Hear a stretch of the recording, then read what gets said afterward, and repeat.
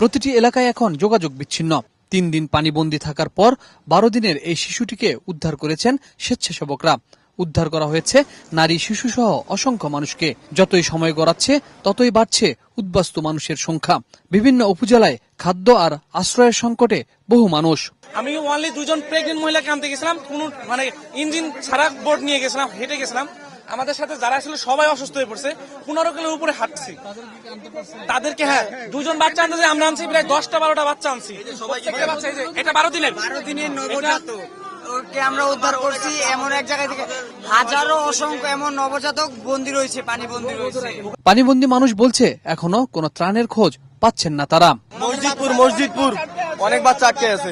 আমি ব্যক্তিগতভাবে বলবো যে আপনারা মোটামুটি অনেক দূরে, এই কারণে কেউ জানে আজকে 3-4 দিন পর্যন্ত কোনো টিম যায় না, কোনো খাবার যায় না, কোনো খাবার যায় না। খাওয়ার কোনো ব্যবস্থা নাই। যদি এদিক থেকে শুকনো খাবার পাঠায় তাহলে অনেকটা ভালো হবে ওইদিকে। বিদ্যুৎ